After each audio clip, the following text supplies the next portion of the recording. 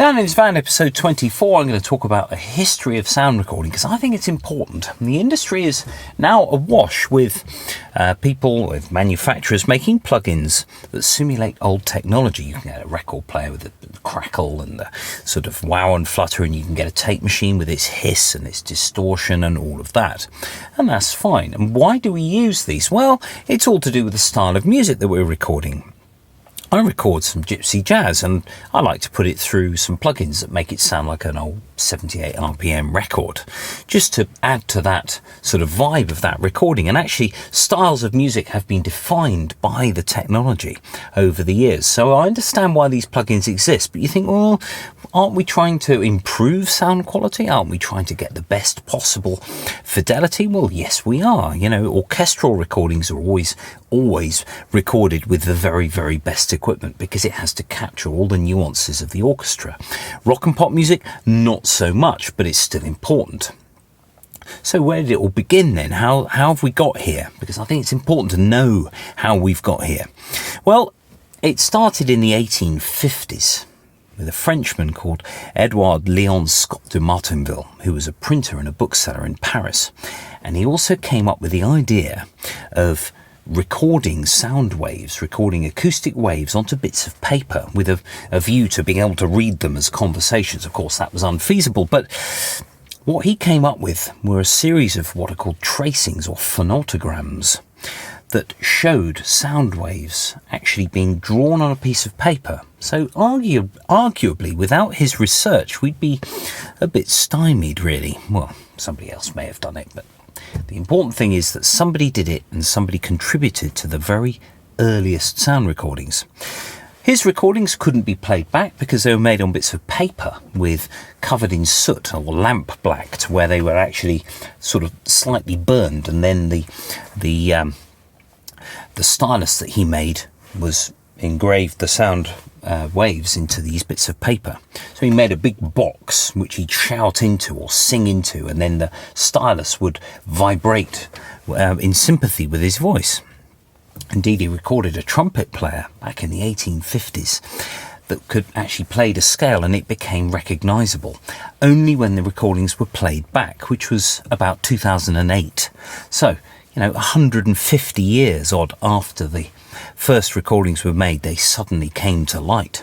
And it was a very exciting time for these people that actually heard these recordings for the first time. Now, Edison came up with the first machine that could record and play back audio. And to do that, he used a similar system, a drum, onto which was wrapped a piece of tin foil. And a stylus would punch the information in. It was called the Hill and Dale method, where the stylus would move in and out in sympathy with the recording horn, which you shouted into. And then another stylus would play that sound back. And it was pretty bad, but it worked. And for the first time, the human voice could be reproduced by a machine.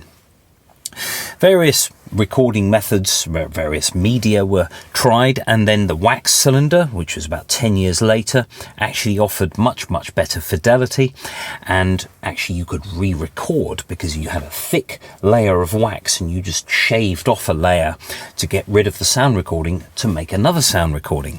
And actually that constant process of being able to re-record meant that the cylinder really lived on into really the 1920s as an office dictation machine. But the disc sort of won the day, really, because it was easier to produce, because you could make lots and lots of copies from one disc. Indeed, the early wax cylinder recordings, if you had a tenor singing a popular song, that tenor would have to record it 300 times in order to produce 300 copies, because you couldn't take copies of a wax disc, whereas you could with records. So records won the day, and actually the quality improved with records as the century dawned and into the 20s and 30s. At first it was all acoustic recording, so you were shouting into a horn that drew directly into the record. In the mid-1920s we had electrical recording, so the beginnings of microphones and valve amps and all of that sort of thing, which ramped the quality up to, hugely sort of high levels compared with what came before. At the same time, magnetic tape recording or wire recording, all of these sort of ancestors of the tape machine were being developed. but nothing really compared with the record. The record was king, and actually you could just sell copies of this record, and it was a massive, massive industry. Now, in about 1944, the Americans went into Radio Luxembourg, which hitherto had been controlled by the Third Reich.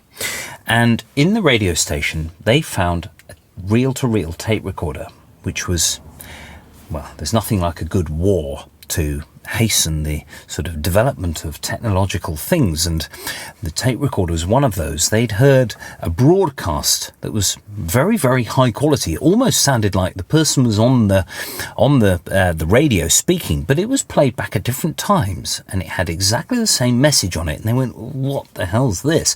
Where is this coming from?" And it was the tape recorder. So they brought the machine back to the USA. Now, this recorder was a big beast, 14-inch reels playing back through a tape head. And it's basically what we had in the 1950s and 60s. It all stemmed from this fantastic audio recorder that the Americans had managed to confiscate. At the same time, the record changed as well. We had vinyl records, which were far better quality. So those two things, those two developments, the tape recorder of the mid-1940s and then the LP record of the late 1940s, really helped to propel things forward.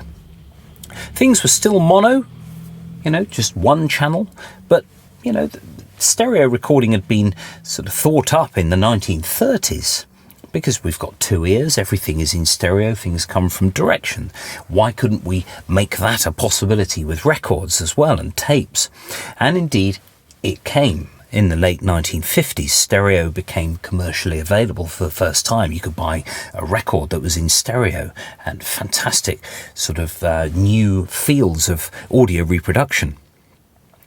Digital recording. Lots of people think, well, it came out in the 1980s with CDs and with albums like Bop Till You Drop and The Night Fly. Those two albums were very early digitally recorded albums on multi-track tape.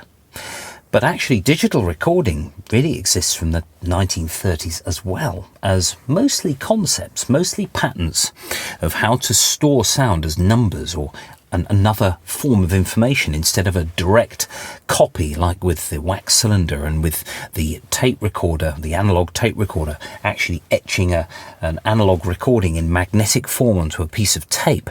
We had wire recorders as well, which were very similar to tape recorders, but quality-wise weren't up to much.